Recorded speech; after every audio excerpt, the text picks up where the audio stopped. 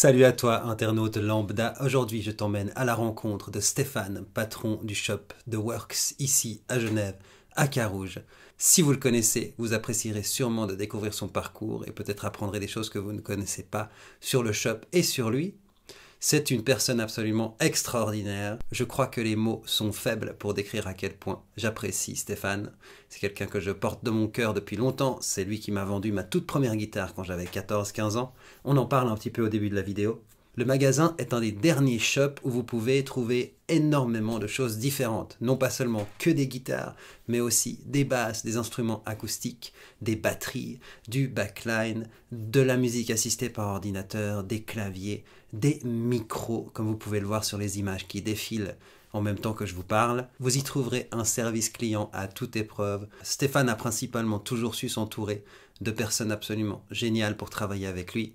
Si vous avez la chance de découvrir ce magasin et que vous ne le connaissez pas, allez-y, les yeux fermés. Faites-moi confiance, c'est un super shop. J'ai passé un très bon moment avec lui à lui poser des questions sur son parcours et sur sa vie. C'est une personne géniale. Bref, je suis dithyrambique parce que je suis biaisé. J'adore. J'adore depuis toujours. C'est un de ces rares magasins qui survit à tout le reste. Ils sont sur le point de déménager d'ici un mois, vu que cette vidéo elle va sortir là début juillet, fin juin, début juillet. D'ici un mois, début août, ils seront ailleurs. J'irai faire une petite update et tourner là-bas dans les nouveaux locaux. Vous allez voir, ça risque d'être assez extraordinaire. Sans plus attendre, je vous laisse avec cet entretien que j'ai passé avec Stéphane. Et je vous retrouve très vite après. Ouais, donc je te remercie d'accepter mon invitation. Donc pour moi, c'est tout frais, cette chaîne YouTube. C'est vraiment une volonté de partager, de rencontrer des gens, surtout d'ici, quoi, du coin. Et puis toi, tu es un des piliers de shop owner, de guitare, de matos. Enfin, moi, je me souviens, j'ai 40 ans cette année. J'ai acheté ma première guitare avec Christian Graff ici. J'avais 14 ans, quoi, donc ça fait 26 ans. 26 ans, 25 ans. C'est l'année, enfin à peu près le moment où on s'est installé ici. Ouais. Ça fait 27 ans cette année qu'on a d'accord, ça n'existait pas encore. Alors si, ça existait avant, mais à d'autres adresses. On a commencé à Carouge sur 40 mètres carrés à la rue Saint-Joseph. Une petite arcade sur la rue Saint-Joseph à côté du cinéma. Toute petite minuscule arcade. On a tenu là 2 ans. Après on a émigré vers la rue de la Filature pour quelque chose d'un peu plus grand avec un sous-sol, surface doublée. Ouais. Et très vite on a fini ici. Donc ça fait effectivement, tu as acheté ta première guitare chez nous. C'est fou. 27 ans. Ouais, on a eu 3 adresses là. Ok. À Carouge. Et la volonté de démarrer, tu as toujours su que tu voulais faire ça? Ça a démarré comment, toi, pour toi, un peu moi, j'ai fait un apprentissage d'agent de voyage, un peu malgré moi. Je n'étais pas bon scolaire, sur le plan scolaire, études, ça n'allait pas du tout. Donc voilà, après le cycle, après avoir doublé une année au cycle, mes parents m'ont envoyé sur une voie un peu, m'ont proposé. J'aimais le voyage, la géographie, et puis à l'époque, ils prenaient des apprentis chez Swissair, et puis moi, je me disais pourquoi pas, les avions, les vols, c'est assez fascinant. Et ça, l'année où on a tenté le coup, ils ne prenaient plus d'apprentis, donc pour la faire brève, j'ai fini chez Kioni en tant qu'agent de voyage. J'ai fait un apprentissage de 3 ans là-bas, qui s'est relativement bien passé. Puis aux examens finaux qui avaient lieu à l'ancien Palais Expo à Plein Palais, examen de fin d'apprentissage, je finis les examens, je sors de là, je prends le virage rue de l'école de médecine, et je tombe sur un magasin de musique qui s'appelle Caspar Vicky. Qui est né dans les années 20, il fabriquait des instruments avant, il retapait des instruments avant, et il a été racheté par le patron que j'avais connu à l'époque en 66. Donc je tombe sur ce magasin de musique, je joue un peu de guitare à l'époque, je dis je dirais bien m'acheter un jeu de cordes. Je rentre dans ce magasin, j'ouvre la porte, puis je suis assailli par des odeurs, l'odeur des vernis, du bois, le cuivre, enfin il y avait une ambiance tellement incroyable. C'est la première fois où moi je mettais les pieds dans un magasin d'instruments de musique pour acheter quelque chose. D'apprentissage à 16 ans, 17 ans. 17 ans, ça va. Donc je débarque là-dedans, c'était mon premier jeu de cordes que j'achetais, puis je tombe dans ce monde, cette odeur, cette espèce d'ambiance, puis je dis comme ça, out of the blue, vous ne cherchez pas quelqu'un, je viens de finir mes examens pour ça, je pense que ça s'est bien passé, est-ce que vous envisageriez d'engager quelqu'un, est-ce que vous cherchez quelqu'un? Et coup de bol, il me dit, écoutez, je suis à la recherche de quelqu'un qui pourrait s'intéresser, peut-être reprendre la partie synthé, clavier, pour pourquoi pas envoyer-moi une lettre. Je lui envoie un courrier, puis une semaine plus tard, je reçois un courrier qui dit ouais, faisons un essai. Et bon, voilà, ça s'est enchaîné comme ça, mais sur l'instinct, tout d'un coup, j'étais libre. Pour la première fois de ma vie, j'étais libre. Fin de l'apprentissage, je m'émancipais un peu de mes parents, qui m'ont forcé à faire ce dernier travail, ces dernières formations. Et j'avais en moi une liberté totale qui m'a permis de demander à ce patron-là s'il cherchait des gars, puis c'est parti comme ça, donc 11 ans dans ce magasin. Génial. Et en 1990, mars, au bout d'un moment, le magasin commençait à... Le patron actuel était fatigué, on se lasse un peu du métier, enfin, certaines fois. Lui, en tout cas, en avait ras-le-bol et il commençait à lâcher prise. Et je lui ai proposé de reprendre éventuellement, mais il voulait garder les pieds dedans et moi, je voulais une indépendance totale. Donc, à force de négociations et autres, on n'a pas trouvé le bon prix, le bon arrangement. Et il a été adorable dans le sens où il m'a autorisé à monter une concurrence, puisque lui allait de toute façon faire graduellement. S'il n'arrivait pas à le revendre et au prix qu'il demandait, moi j'avais 18 ans, j'avais pas de crédit, rien, pour moi c'était impossible. Enfin, j'avais pas 18 ans en l'occurrence, j'avais 20, à peine la trentaine. Et pour moi, demander un crédit bancaire trop important, c'était impossible. Donc, avec un petit crédit, j'ai pu ouvrir une toute petite boutique, enfin j'ai pu obtenir un crédit, donc je suis allé vers mon patron en disant voilà, est-ce que tu es d'accord que je parte? Et il a été d'accord, il m'a accompagné un peu vers la sortie et ça s'est mis en place comme ça. Donc j'ai commencé tout petit à Carouge.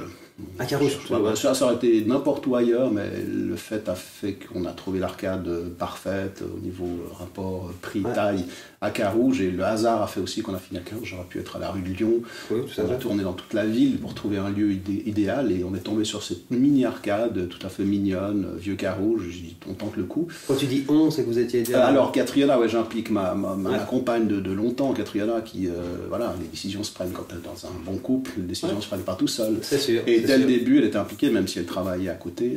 Dès qu'on a eu notre premier enfant, elle s'est impliquée complètement dans l'administration, donc un personnage très important. Super, vous avez toujours marché en binôme? On a toujours marché en binôme. Voilà, la grande il y a toujours surprise une femme derrière un homme ou un homme derrière une femme. Absolument, absolument. Je confirme totalement. Donc voilà, ça a démarré comme ça à deux. Génial. Cette aventure. Excellent. Et une chose entraînant une autre, là vous êtes en train de boucler en fait celui-là pour en ouvrir. Ouais, c'est le plus long chapitre de Works qui se termine d'ici cet été, c'est-à-dire d'ici un mois. On va avoir accès à des nouveaux locaux qui vont de nouveau permettre de doubler la surface. Alors on reste dans une ambiance un peu rock'n'roll, ou ce que les gens aiment bien, c'est-à-dire beaucoup de matériel empilé partout. Ça ne va pas tellement changer au niveau décor, mais au niveau confort de travail, c'était très important. Puis dans la mesure d'assurer la pérennité du magasin, si quelqu'un par la suite veut continuer l'aventure, là il y aura une très bonne base pour continuer et même développer pour qui le souhaite. Donc l'aventure va continuer. Mais là, après 27 ans, c'est vrai que c'est tout un pan de l'histoire de Works qui s'efface au profit d'un autre, un nouveau qui va être une belle aventure. Aussi, on se réjouit. C'est beau décor, tout neuf. C'est un vieux bâtiment de Carouge. On est à 80 mètres d'ici, donc on reste dans un lieu qu'on a appris à aimer. Tout à fait. Le lieu a sa vie, a le stress. Il n'y a pas le stress du centre-ville. C'est vraiment un lieu assez privilégié pour travailler et vivre. C'est sûr. Et voilà, l'occasion s'est présentée, on a sauté dessus. Excellent. Et on est super content et excité de cette perspective-là. Et ça fonctionne bien. Qu'est-ce que tu vois comme un peu en 2022, ces dernières années, dans le trending ou la mode, qu'est-ce que les gens aiment? Est-ce que la guitare fonctionne toujours aussi bien? Ça reste l'instrument principal, l'instrument qui domine le marché sous toutes ses formes, électrique, acoustique, classique. Il y a eu la pandémie a fait qu'il y a eu un grand retour vers cet instrument-là et le piano. Enfin, quand je dis grand retour, déjà avant c'était fort, mais là il y a eu beaucoup d'élan. Beaucoup de circonstances ont poussé les gens à se dire cette fois je me lâche, je m'achète une guitare. J'ai rêvé de m'acheter une guitare il y a 5 ans, 10 ans, 20 ans ou 30 ans, donc cette fois j'y vais. Il y en a eu plein de gens de toutes tranches d'âge, toutes générations qui ont voulu investir là-dedans suite à la pandémie, dans le piano, tout ce qui est clavier, production home studio, tout ça. Donc il y a eu un fil continu entre le début et la fin de la pandémie qui n'a pas vraiment changé. Une petite accélération pendant la pandémie de gens qui voulaient travailler chez eux, qui, par le télétravail, étaient confinés chez eux, donc ont voulu tenter des choses tout à fait. avec tous les moyens à disposition. Donc je dirais que c'est les 3 domaines en gros, la guitare principalement, ensuite tout ce qui est home studio, production, et évidemment une grosse reprise au niveau tous les instruments de scène, c'est-à-dire la batterie aussi a repris de nouveau depuis que les concerts ont repris. On a un collègue, Sam, qui est un batteur actif, qui travaille très très bien à ce niveau-là, un grand spécialiste, donc cette partie-là se développe beaucoup aussi. On va pouvoir la développer plus à côté. Mais la guitare, oui, pour revenir là-dessus, reste l'instrument le plus vendu. Et on a toujours été catégorisé comme un magasin de guitare. Ah, le magasin de guitare, c'était souvent ça. Souvent. Ce terme revenait parce qu'on avait plus de guitares qu'autre chose, mais voilà, le marché fait qu'il faut plus de choix là-dedans. Parce que vous vendez de tout, de tout. Ouais, on est, je crois, un des derniers magasins généralistes entre guillemets en ville, c'est-à-dire où on va du home studio, alors sans entrer dans les instruments avant. Tout à fait. De tout ce qui est l'instrumentation classique, ça on n'a jamais fait. Il y a des très bons spécialistes à Genève, mais on est, je crois, les derniers magasins à proposer autant la carte son très pointue que la guitare d'étude, jusqu'à la guitare professionnelle. Donc oui, on touche un petit peu à tout. Comme tu disais, batterie aussi. Batterie aussi, et là on va développer plus, donc batterie électronique, batterie acoustique.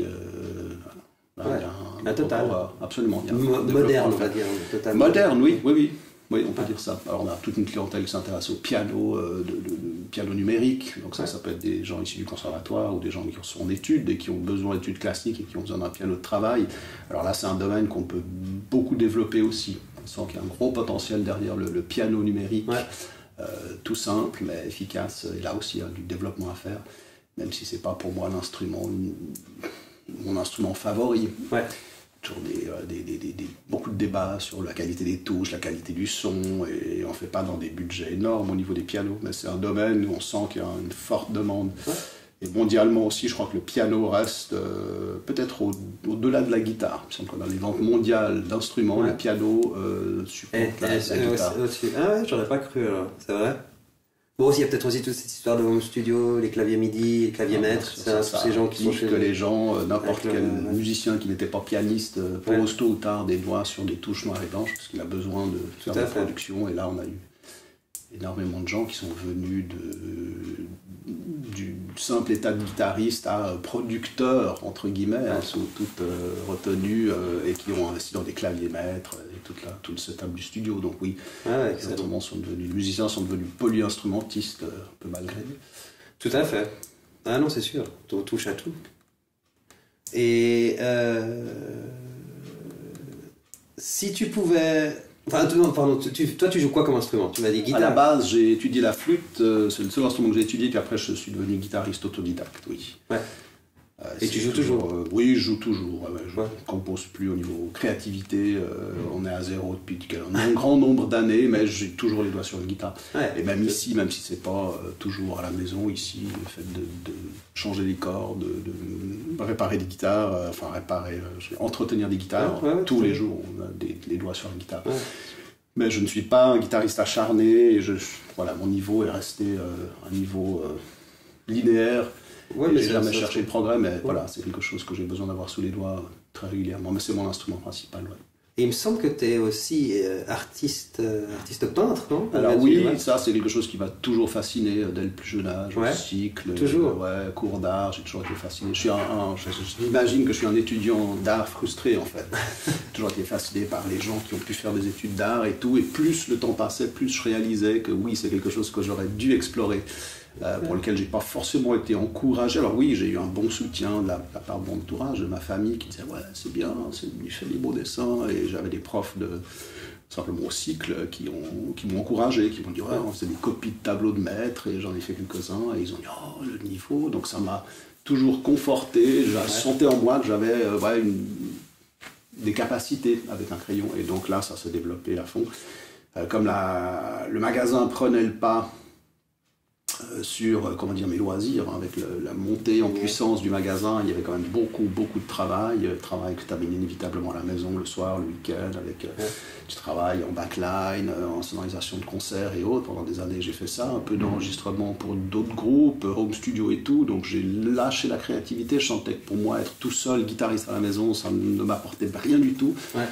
J'ai vécu une énorme frustration, puis à la naissance de notre premier enfant, Yohan, dans les années 90, j'étais dans un moment un peu où j'avais une énorme frustration créative. Et j'avais besoin de quelque chose pour m'éloigner un petit peu de tout ce stress et puis cette frustration, justement. Puis je suis allé prendre des cours d'académie d'art, dessin d'académie. Génial. Ouais. Et c'était simplement des cours micro, il n'y avait rien de très prestigieux, mais le cours lui-même, j'ai passé 2 heures dans cette salle de classe à dessiner un modèle. Et c'est la première fois depuis un grand nombre d'années où j'ai eu un lâcher-prise total, où j'ai pu tout oublier, surtout tout oublier le stress ambiant. C'est-à-dire je me suis fermé dans une bulle, et ça a eu un tel impact sur moi que je me suis dit c'est quelque chose que je veux prolonger. Alors, pour des raisons financières, j'ai pas pu continuer ces cours, mais ça a été le déclencheur pour partir dans une nouvelle forme de créativité qui a supplanté la créativité musicale. Et de nouveau, je suis retourné en même temps vers la guitare en me disant cette fois j'ai du plaisir à jouer, à travailler, à jammer avec des amis. Et donc tout s'est remis en place, mais ça a eu un effet tellement bénéfique sur moi que oui, pour répondre de façon très longue à ta question, oui, je dessine et je peins beaucoup. Et c'est d'ailleurs mon activité principale en hobby en dehors du magasin. Ouais, je le vois sur Facebook parce que tu postes souvent des choses. Tu as fait une exposition l'année passée, non? Oui, et il y en a une autre qui va se mettre en place dans un bar. Il y a 3 projets d'exposition cette année qui vont se mettre en place. Et ça m'enchante. Faudra montrer le travail. Évidemment, ça, absolument, je l'annoncerai. Mais c'est intéressant d'avoir le regard des autres sur ton travail. Ça, c'est comme le musicien. Mais oui, il produit quelque chose, il a envie d'entendre ce que les gens pensent. Et c'est important, pas que ça va nous influencer dans notre créativité, mais de partager. De partager, exactement. Obtenir le retour sensible des gens, c'est les critiques constructives, les critiques négatives, tout est intéressant. C'est un bon challenge. Donc oui, effectivement, rien à voir avec la musique, mais quelque part dans l'aspect créatif, oui. C'est lié, forcément, parce que c'est une forme comme tu dis, de créativité, d'art. Et c'est comment notre âme, elle trouve un moyen de s'exprimer, quoi. On trouve une grande analogie quand on parle de sa passion de peinture à quelqu'un qui a une passion de la musique. Il y a des points communs tout à fait. très rapprochants. Ah ouais. Il y en a un qui est auditif, il y en a un qui est visuel. Parfois, ça peut se mélanger. Absolument. Ah ouais. Ah, c'est excellent.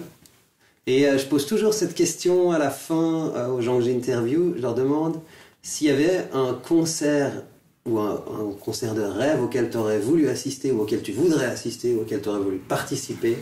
Ça peut être plusieurs concerts. Alors, participer ou... C'est égal. Ou quelque chose où tu te dis, là j'aurais voulu être là, ou j'aurais bien voulu, j'aimerais bien être là. Ou... je crois que mon regret, ça va être quand même un concert des Stones à Lyon que Alain de chez Sounds organisait. Il organisait un bus, et ça c'était dans les années 80, donc peut-être une période pas la meilleure pour les Stones, une période encore correcte. Et j'avais mon billet et j'ai pas pu aller à ce concert-là. Ça, c'est le regret de ma vie. Pas que je suis un fan absolu des Stones, mais j'aurais quand même voulu voir ces légendes. Et quand je pense à Exile on Main Street, pour moi, ça reste un album magnifique. Et voilà, ça, c'est un concert auquel j'aurais voulu assister. Et j'ai pas eu l'occasion de le faire. Ça, c'est un regret. Mais sinon, il y a eu tellement d'autres choses extraordinaires.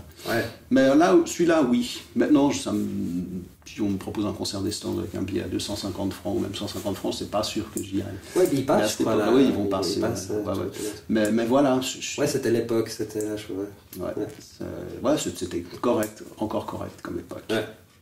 C'est la folie des années 80 avec toute la liberté musicale de l'époque. C'est une période qu'on critique très très souvent, mais qui a une liberté musicale incroyable. Et voilà, ça c'est le regret de ma vie, peut-être de ne pas les avoir vus à ce moment-là, d'avoir raté cette opportunité, en plus descendre avec une bonne équipe à Lyon. Ça aurait été chouette. Les Stones, dans les années 80. Ouais, c'était il y a 30 ans, donc ils étaient encore frais. Ils étaient encore bien, Ils étaient encore bien. Start Me Up, je crois que c'était cette période-là. Enfin, c'était encore. Ils avaient encore de la dynamique et de la pêche et des choses à dire. Excellent. Ben voilà, comme je dis, je suis pas un fan des Stones, j'ai pas toute leur collection de loin, mais ce concert-là, c'est un petit regret. Mais sinon, moi, j'étais beaucoup plus punk et Britpop et tout ça, donc. D'avoir revu les 999, le groupe de punk londonien à l'usine il y a quelques années en arrière, ça a été magique. C'est génial. 30 ans, 40 ans plus tard, ils ont gardé la pêche. Ils étaient tous évidemment des quinquagénaires ou sexagénaires. Mais avec une énergie folle. Et ça, c'était juste magique de revoir ce groupe-là. Ça, c'est voilà, chouette quand ils gardent leur énergie, même au travers des oui, décennies. Ils restent crédibles, enfin, très honnêtes, Ouais. très intègres, Ouais. sans en faire trop. Donc voilà, il y a eu plein de bonnes choses. Mais... Excellent. Et puis je te parlais, juste avant qu'on commence, je te disais, sur ma chaîne en général, on va parler un peu plus d'ésotérisme, des choses comme ça. Est-ce que toi, tu penses, tu crois qu'on a une âme?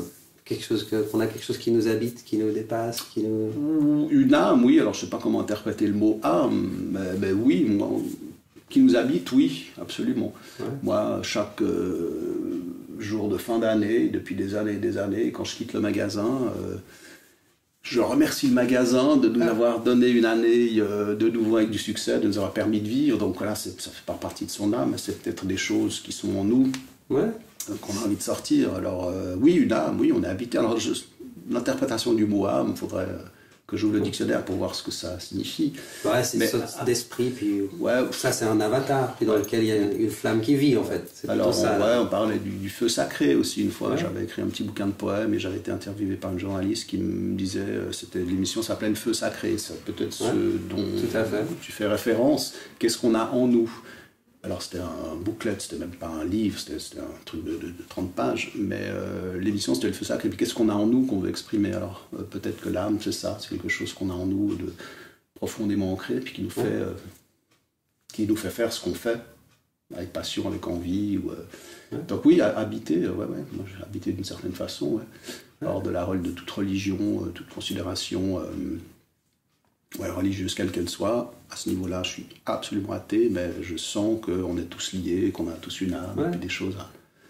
C'est une sorte de foi, elle n'est pas forcément religieuse, hein, c'est une sensation qu'on a, sans forcément avoir un dogme ou des déités auxquelles on croit. C'est pas... Ouais, pour moi, c'est la bienveillance, l'empathie et des choses qu'on veut être dans cette dynamique-là. Et pour moi, c'est très important. Je me sens bien là-dedans. Je me dis que c'est là-dessus qu'il faut toujours travailler, qu'on devrait tous travailler pour je suis entièrement d'accord pouvoir fonctionner ensemble correctement. Tout à fait. Pour vivre en harmonie, partager. Exactement. Excellent. Bah écoute, je te remercie Stéphane. Avec grand plaisir, Moudja. Merci beaucoup pour l'accueil. Merci à toi. Et puis je viendrai dans le nouveau magasin bientôt pour filmer un peu avec plaisir la différence et la progression entre celui-là et celui d'après. Donc c'est quand? Juillet Non, 1er juillet on a les clés et à partir du 2 août officiellement l'ouverture du nouveau magasin. Ok, donc vous êtes fermé pendant un mois? Alors pas un mois, ça sera 15 jours parce qu'il faut quand même qu'on assure nos revenus un peu, qu'on paye les salaires, les loyers. Donc oui, ça sera je pense 2 semaines de fermeture, fin juillet. Le temps de transvaser. Exactement. Puis là, ça va bien passer avec une équipe extraordinaire avec laquelle on travaille. Ouais, vous êtes mentionné, mais on a la chance énorme d'être entouré par une équipe extraordinaire. Ouais, tu as toujours su t'entourer de bonnes personnes, je trouve, au travers des années. Je crois que c'est... Alors, je me suis trompé parfois, mais en tout cas, là, actuellement, l'équipe est... Ça tourne bien, quoi, là. On tire tous sur la même corde et on sent une espèce d'harmonie comme ça qui est absolument... Enfin, c'est un privilège de bosser avec eux après toutes ces années. Ça reste quelque chose de très très fort. Super. Je te remercie. Merci à toi, Moudja. Merci pour ce moment.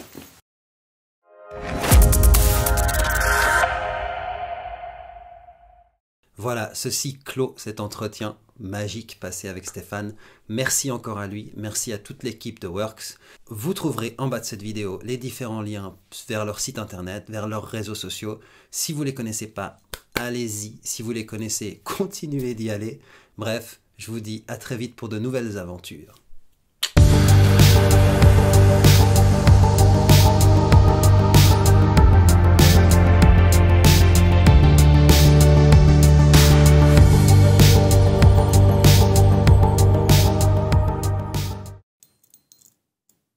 Il y a une mouche. Je sais qu'il y a une mouche qu'on risque d'entendre dans l'enregistrement, mais c'est pas grave. Elle est où? Elle est là. Elle est là, je la vois. Elle est là. Je vais l'assassiner. Sors de chez moi. Sors de chez moi, putain de mouche. Je vais bien finir par la voir. Yes. Je l'ai eu, paix à son âme.